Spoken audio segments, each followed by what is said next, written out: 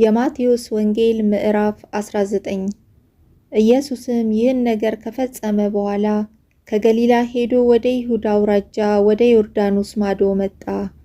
ብዙ ሕዝብም ተከተሉት፣ በዚያም ፈወሳቸው።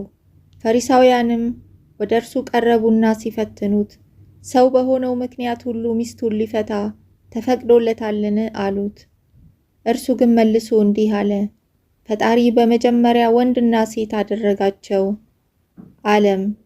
ስለዚህ ሰው አባቱንና እናቱን ይተዋል፣ ከሚስቱም ጋር ይተባበራል፣ ሁለቱም አንድ ሥጋ ይሆናሉ የሚለውን ቃል አላነበባችሁምን? ስለዚህ አንድ ሥጋ ናቸው እንጂ ወደፊት ሁለት አይደሉም። እግዚአብሔር ያጣመረውን እንግዲህ ሰው አይለየው። እነርሱም እንኪያስ ሙሴ የፍችዋን ጽሕፈት ሰጥተው እንዲፈቷት ስለምን አዘዘ? አሉት። እርሱም ሙሴስ ስለ ልባችሁ ጥንካሬ ሚስቶቻችሁን ትፈቱ ዘንድ ፈቀደላችሁ፣ ከጥንት ግን እንዲህ አልነበረም። እኔ ግን እላችኋለሁ ያለ ዝሙት ምክንያት ሚስቱን ፈቶ ሌላይቱን የሚያገባ ሁሉ ያመነዝራል፣ የተፈታችውንም የሚያገባ ያመነዝራል አላቸው። ደቀ መዛሙርቱም የባልና የሚስት ሥርዓት እንዲህ ከሆነ መጋባት አይጠቅምም አሉት። እርሱ ግን ይህ ነገር ለተሰጣቸው ነው እንጂ ለሁሉ አይደለም። በእናት ማኅፀን ጃንደረቦች ሆነው የተወለዱ አሉ፣ ሰውም የሰለባቸው ጃንደረቦች አሉ። ስለ መንግሥተ ሰማያትም ራሳቸውን የሰለቡ ጃንደረቦች አሉ። ሊቀበለው የሚችል ይቀበለው አላቸው። በዚያን ጊዜ እጁን እንዲጭንባቸውና እንዲጸልይ ሕፃናትን ወደ እርሱ አመጡ። ደቀ መዛሙርቱም ገሰጿቸው።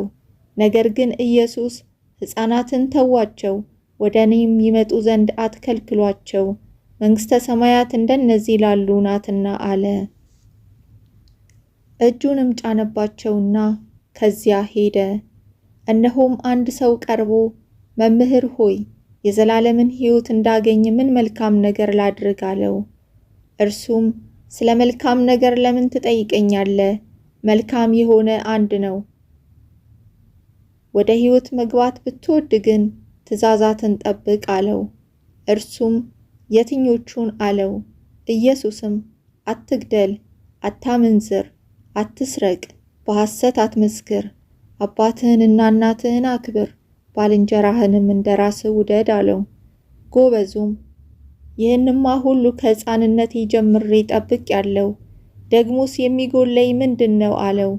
ኢየሱስም ፍጹም ልትሆን ብትወድ ሂድና ያለህን ሽጠህ ለድሆች ስጥ፣ መዝገብን በሰማያት ታገኛለህ፣ መጥተህም ተከተለኝ አለው። ጎበዙም ይህን ቃል በሰማ ጊዜ ብዙ ንብረት ነበረውና እያዘነ ሄደ። ኢየሱስም ለደቀ መዛሙርቱ እውነት እላችኋለሁ ለባለጠጋ ወደ መንግሥተ ሰማያት መግባት ጭንቅ ነው። ዳግመኛም እላችኋለሁ ባለጠጋ ወደ እግዚአብሔር መንግሥት ከሚገባ ግመል በመርፌ ቀዳዳ ቢገባ ይቀላል አለ። ደቀ መዛሙርቱም ሰምተው እጅግ ተገረሙና እንኪያስ ማን ሊድን ይችላል? አሉት። ኢየሱስም እነርሱን ተመልክቶ ይህ በሰው ዘንድ አይቻልም፣ በእግዚአብሔር ዘንድ ግን ሁሉ ይቻላል አላቸው። በዚያን ጊዜ ጴጥሮስ መልሶ እነሆ እኛ ሁሉን ትተን ተከተልን፣ እንኪያስ ምን እናገኝ ይሆን? አለው።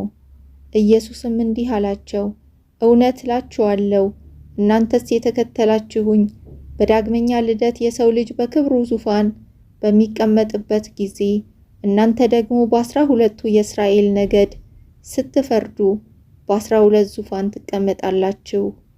ስለ ስሜም ቤቶችን ወይም ወንድሞችን ወይም እህቶችን ወይም አባትን ወይም እናትን ወይም ሚስትን ወይም ልጆችን ወይም እርሻን የተወ ሁሉ እጥፍ ይቀበላል፣ የዘላለምንም ሕይወት ይወርሳል።